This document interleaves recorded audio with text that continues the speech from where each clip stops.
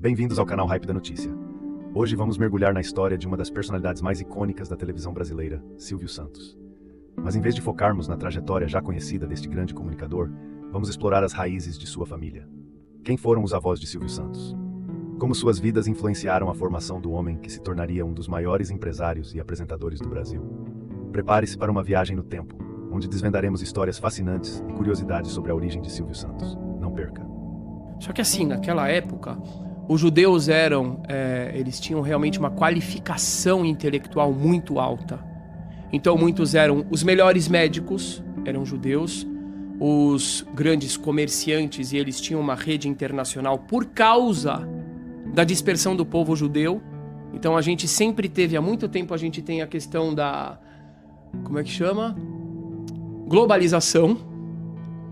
Então o comércio, o network absurdo. Forte. Sim, tá. Porque eu tenho um primo ali, por causa da diáspora. Muitos eram matemáticos, eram navegadores, inclusive tem a ver com a escola de Sagres. E ele falou, eu não quero perder esses judeus. Você vai perder uma parte muito qualificada da sua... Quem estava nessa história? O 15º avô do Silvio Santos, Dom Isaac Abravanel, que era, naquela época, não desse rei, ministro das finanças. E um grande rabino. A gente até hoje estuda os comentários dele. Interessante. Dom Isaac Abravanel. Do Silvio Santos. Do Silvio Santos. Bom, aí o que aconteceu? Ele falou, eu não quero perder essa galera. E aí quando os judeus chegaram no porto, aqueles que iam embora já tinham lá encomendado suas embarcações. E vamos falar, a embarcação naquela época não era transatlântico. E tinha muito pirata que pegava as pessoas, capturava, e era terrível, era realmente terrível. E embora também era muito perigoso. Eles chegam no porto, e aí o rei diz, vocês não vão embora. Vocês não vão embora. E eles ficaram a ver navios. É daí que ficaram a ver navios, porque os navios que vieram buscar não vieram. E no lugar, o rei... ele trouxe um batalhão de padres. E os padres começaram a arrastar aqueles judeus pelo cabelo, arrastar, e levaram eles para um galpão e falaram, agora vocês vão se converter ao catolicismo. Jesuítas, né? Eles eram jesuítas? Bom... É porque os dominicanos ficavam mais na Espanha. Ok. Vocês vão se converter ao judaísmo, ou ao catolicismo. A gente não quer, a gente está indo embora. Vão. E aí eles fazem aquilo que foi chamado o batismo em pé. Olha que absurdo. Tipo, o cara não quer se ajoelhar porque ele não quer virar católico. Então você vai ficar católico de pé. Outros pegaram a cabeça deles, enfiavam em pias batismais e etc. Inclusive o Papa, na época, ele discordou. Ele falou, isso aqui não tem sentido. Mas mesmo assim, o rei de Portugal, ele não queria saber. E ele falou, olha, agora vocês são católicos. E se vocês cumprirem qualquer coisa do judaísmo, vocês serão julgados como católicos hereges. Eu já ouvi, por exemplo, pessoas falando aí absurdos, dizendo que não, a Inquisição não perseguiu os judeus porque ela só podia julgar católicos. Pois é, mas esses católicos eram judeus, na verdade. Acontece que aí o irmão da princesa da Espanha tomou o biotônico Fontoura e ficou bem, ficou parrudo. Vivo. Aí ele falou, putz, o cara tá bem, e agora o que eu vou fazer? Aí chegou para os judeus e falou, gente, vocês têm 30 anos de prazo aí, se vocês forem pegos cumprindo a religião de vocês, não tem problema. Vai ser um castigo fraco. Só que daqui 30 anos, acabou. Porque ele percebeu que ele pisou na bola com os caras. Muitos judeus começaram a aproveitar o descobrimento do novo mundo. Descobrimento, a invasão, o chegamento. Porque eles queriam fugir daquela perseguição, e também porque vários deles eram comerciantes e eles estavam envolvidos nos negócios com a Índia, justamente. Um deles era o tal do Pedro Álvares Cabral, que a mãe dele era da família Gouveia, do norte de Portugal, se eu não me engano é do norte de Portugal, perto de Espanha, e a família Gouveia naquela região é conhecidamente dos judeus. Então Pedro Álvares Cabral era judeu. E ele era sogro de um homem chamado Fernando de Noronha. O Fernando de Noronha, ou Fernando de Loronha, era também um grande navegador, e ele tinha vários navios e etc e tal. E ele recebeu a primeira concessão do Brasil, exploração de pau-brasil, etc e tal. Só que naquele período eles não estavam vindo para morar no Brasil. Mas com o passar do tempo, e principalmente quando acabaram os 30 anos, muitos judeus... Sabe aquela história? Já foi pro Nordeste? Cara, eu fui uma vez, fiquei um dia, então não fui. Tá bom, tipo, parei no aeroporto, aí eu já fui pra Suíça. Não, eu fui fazer uma parada... Não tem assim? Não. Então eu fui pra Suíça também. Quando eu fui Você pra Polônia, foi, né? eu parei na parou lá. Suíça. Tive que sair correndo dentro do aeroporto, que quase que eu perdi o voo. Então, eu lembro que assim, primeira vez que eu fui pra Rio Grande do Norte, que faz muito tempo, hoje eu sou meio nordestino e todo mundo que me acompanha sabe por quê. Eu tô muito ligado a Nordeste, a muitos lugares, mas no Nordeste principalmente. Primeira vez que eu fui ali, Rio Grande do Norte, tinha aqueles guias que sabem falar tudo de cor, não sei o que. Aí ele falou assim, não, porque aqui eram os bandidos, as prostitutas que Portugal... Assim, o pessoal de Portugal era muito santo, né? Ah, prostituta? Deus me livre, vai embora daqui. Gente, que história mal contada, não é? Uhum. Que país moralista, né? Como assim? Não é, Eu gostei fala. da imitação do português. Prostituta. vai. Opa. E aí eles mandaram prostitutas e ladrões pro Brasil. O que acontece quando a gente estuda os arquivos da Torre do Tombo? A minha esposa, eu não trouxe o livro, ela vai ficar brava comigo, ela tá lá na Paraíba, inclusive. Você vê como é verdade a ligação com o Nordeste. Ela fez um estudo, transcrição das denúncias contra brasileiros, que eram judeus, 300 anos atrás, 400 anos atrás, e que tá na Torre do Tombo. Bem, eu me perdi um pouco. Eu tava, hein? Tá, você tava falando sobre as prostitutas e os ladrões. Sim. Quem eram parte desses bandidos, entre aspas? Judeus. É o cara que foi pego guardando o sábado. Uhum. E a punição pra ele você vai ser desterrado num país lá no fim do mundo. Era a mulher que não comeu a carne de porco, que não comeu, que respeitou a dieta bíblica. Esse é o bandido, entre os outros bandidos. Uhum. E depois, com a pressão que Portugal começou a fazer em cima dos judeus, que já não eram mais chamados judeus, eram chamados cristãos novos, aqueles judeus que foram convertidos à força, eles continuaram sendo discriminados. Não, ele é cristão novo. Então, cristão novo não vai poder exercer tal cargo, E muitos deles começaram a vir para o Brasil para exercer a sua fé, para viver de forma livre.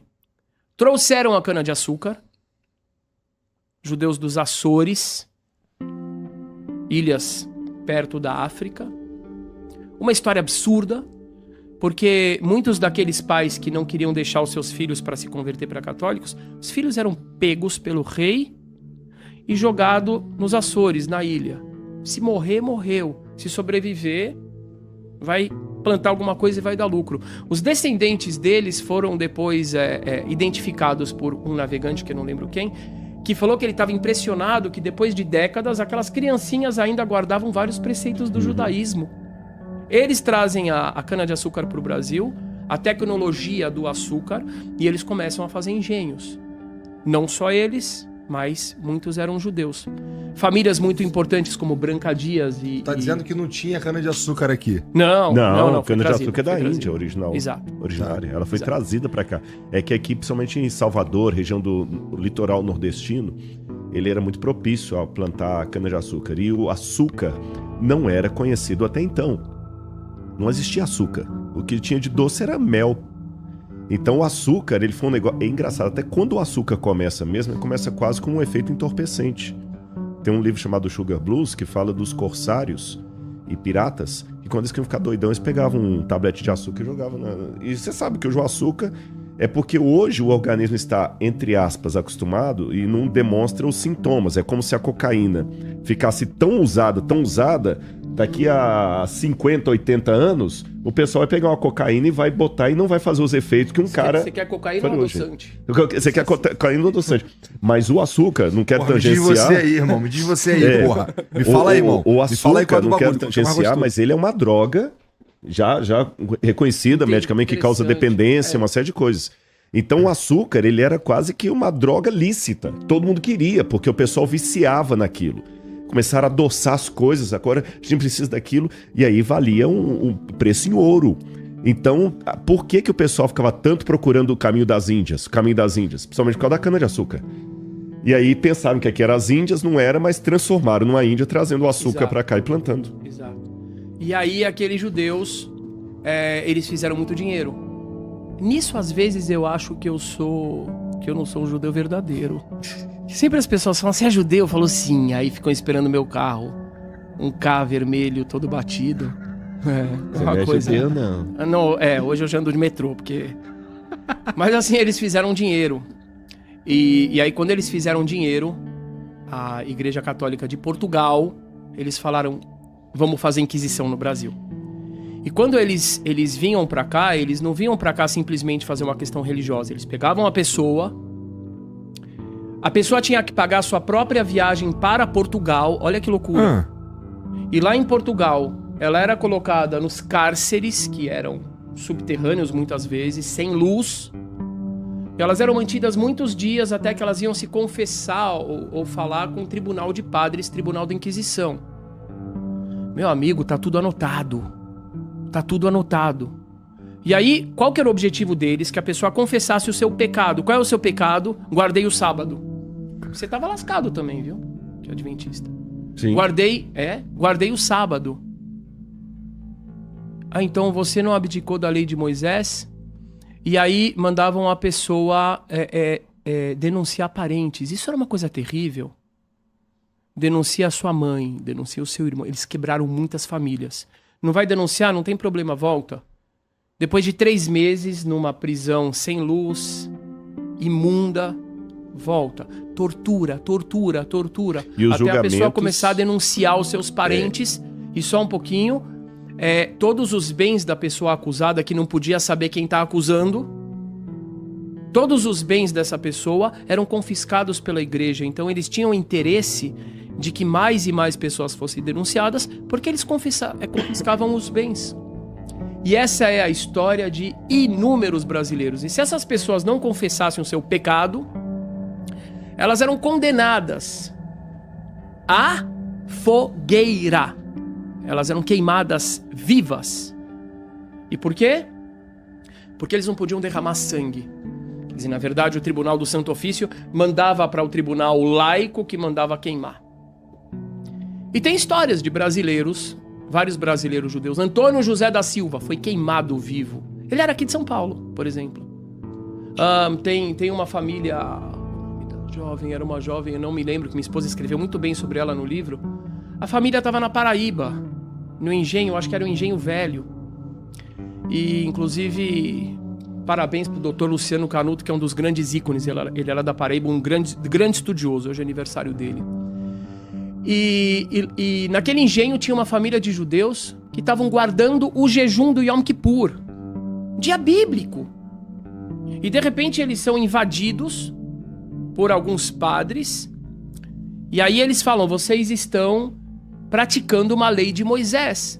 Aquela família é pega, o pai é levado, é desterrado na África, o outro é preso não sei o quê, a filha é queimada viva, com 17 anos. Porque estava jejuando no dia 10 do 7º mês, conforme a Bíblia diz. E essa história não é do Goldenberg.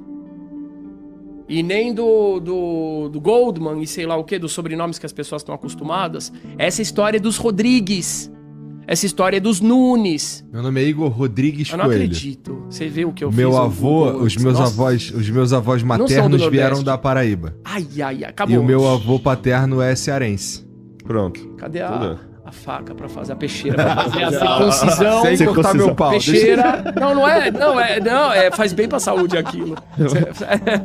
Tira câncer. Já que falou que faz bem pra você sabe a história que estavam 2 judeus no banheiro? Eu não acredito. Rodrigues, da Paraíba. Acabou. Ó, já falou da circuncisão, que estavam dois camaradas no banheiro, assim, no mictório, né? Aí um virou pro outro e falou assim, você é judeu, né? Que papinho, irmão? Não, mas nem dava pra ver, porque tava a parede assim no meio e falou, como é que ele sabe? Que não dá pra ver. Eu sou judeu. E tem mais.